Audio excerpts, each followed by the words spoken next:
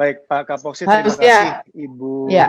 Ibu Ketua dan pimpinan komisi serta saudara yang saya hormati, anggota Dewan, Pak Menteri bersama dengan jajarannya, Pak Sekjen, Pak Dirjen yang hadir, terima kasih atas paparannya. Pertama-tama tadi Kak Poksi sudah menyampaikan pembukaannya dengan baik terkait dengan paparan, apresiasi, menjawab berbagai pertanyaan. Memang cukup menarik sekali ketika tidak ramai di media, tapi memang ramai di WA Group tentang kemungkinan KIP itu pindah gitu ya. Tapi Pak Menteri sudah memberikan jawaban yang cukup tegas, meskipun kalau di media itu masih ada, saya lama orang media, masih ada kata-kata belum ada rencana, kan gitu kan, berarti nanti kalau ada rencana bisa aja pindah gitu kan ya.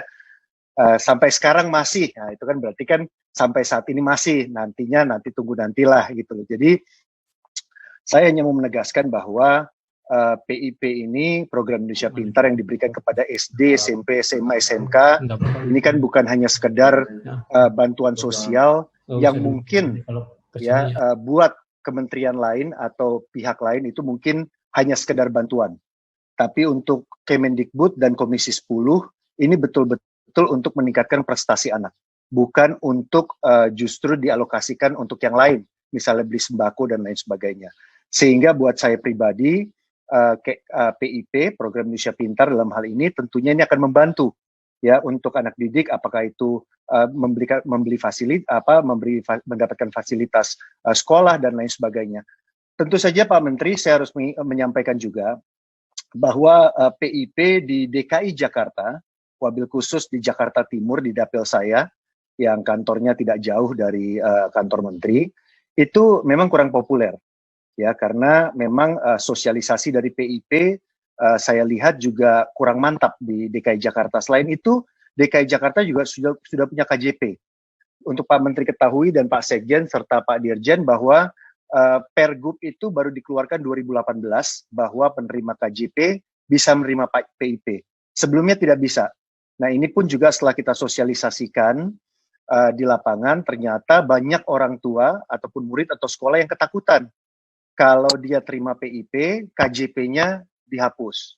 Nah, hal-hal seperti ini akhirnya kita menjadi bagian dari sosialisasi bahwa terutama di tengah COVID, kita menemukan banyak sekali konstituen kita yang tidak berpenghasilan, yang tadinya berpenghasilan sekarang penghasilannya nol, dan tentunya mereka juga adalah pihak yang sangat membutuhkan bantuan dari Kemendikbud. Nah, untuk itu kami menyarankan kepada kementerian juga untuk memberikan sosialisasi yang tepat, bukan hanya di luar DKI, bagaimana PIP itu adalah program yang memang menjadi janji kampanye dari Pak Jokowi dan Kiai Maruf Amin ketika selama masa kampanye dan sekarang direalisasikan. Begitu juga dengan KIP kuliah. Yang kedua, Mas Menteri, terkait dengan evaluasi dari PJJ. Saya sudah berkali-kali minta agar PJJ selama 3 bulan ini, pembelajaran jarak jauh, itu dilakukan evaluasi yang lebih kualitatif, bukan hanya evaluasi dari KPAI. Karena biar bagaimanapun ini kan melibatkan bukan hanya kondisi dari anak atau murid atau orang tua dan guru atau kondisi sekolah, tapi ini juga terkait dengan kurikulum. Saya tidak yakin ada institusi lain yang bisa mengevaluasi masalah kurikulum kecuali Kemendikbud itu sendiri. Nah, saya juga ingin menyampaikan kepada Pak Menteri bahwa sesuatu yang manual sebaiknya tidak langsung digebiak-uyah atau dipukul rata menjadi digital, gitu ya. Kalau contohnya di media, tulisan di koran jangan langsung dimasukin ke .com, karena wordingnya, penulisannya, pendekatannya itu pendekatan koran. Kita pegang korannya, kita baca, dan kita tenang-tenang membacanya. Kalau .com, itu kita pegang handphone, pegang iPad, bacanya juga cepat-cepat. Analogi itu mungkin sama. Belum anak-anak SD, anak-anak SMP, SMA, dan SMK. Bahwa sesuatu yang manual, sesuatu yang kurikulum yang selama ini mereka baca, di kertas, di buku, itu tidak bisa langsung didigitalkan. Nah, ini kita ingin minta Komisi 10 agar di-share hasil evaluasi PJJ dari Kemendikbud yang kualitatif, sehingga ketika Pak Menteri dan jajaran menetapkan bahwa Juli kita tetap melakukan PJJ, pembelajaran jarak jauh, belajar dari rumah, BDR, sampai Desember, kita tahu resikonya seperti apa, dan kurikulumnya seperti apa. Nah, hal-hal seperti ini, kalau menurut saya secara kualitatif kita juga perlu, karena kita juga dalam hal melakukan fungsi pengawasan, sehingga kita juga bisa mendorong agar siswa didik ataupun guru yang kalau di Jakarta Timur, Pak Menteri, nggak usah jauh-jauh ke 3T, itu masih banyak guru yang ke rumah muridnya untuk mengantarkan lembar soal ujian, karena orang tuanya tidak punya smartphone. Jadi diantar pagi, sorenya diambil, gitu ya. Jadi kalau mencari yang unik-unik soal kesulitan-kesulitan dan lain sebagainya, termasuk gaji guru swasta karena orang tua tidak mau bayar SPP, ya ke Jakarta Timur aja. Itu di sana saya bisa kasih contoh banyak.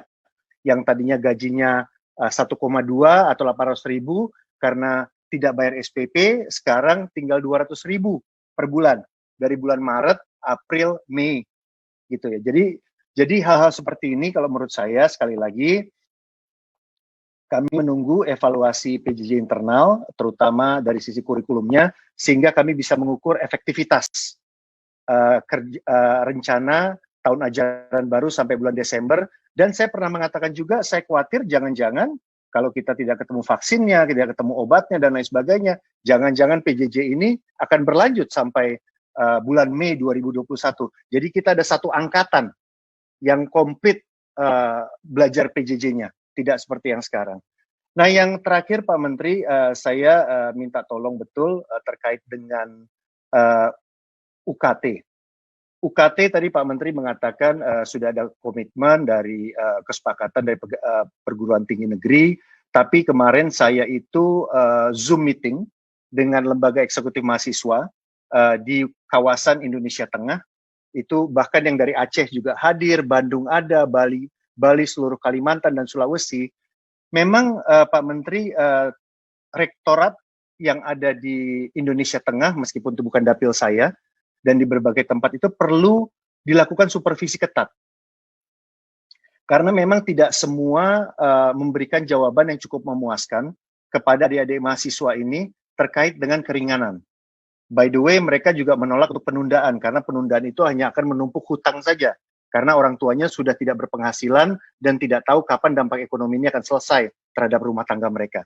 Jadi mereka meminta agar ada pengawasan dari Kemendikbud, dari Dirjen Dikti, terhadap pelaksanaan keringanan UKT ini, sehingga tidak total diserahkan hanya kepada Rektorat PTN. Nah, hal seperti ini tentunya bisa dilakukan secara komprehensif, karena memang di PTN saja, perguruan tinggi negeri, bisa saya pastikan tidak semuanya atau rektoratnya itu comply dengan apa yang disampaikan surat edaran yang diberikan oleh Kemendikbud. Saya rasa itu Mas Menteri yang bisa saya sampaikan. Pak Kapolsek, terima kasih. Ibu Agustina Wilujeng, terima kasih.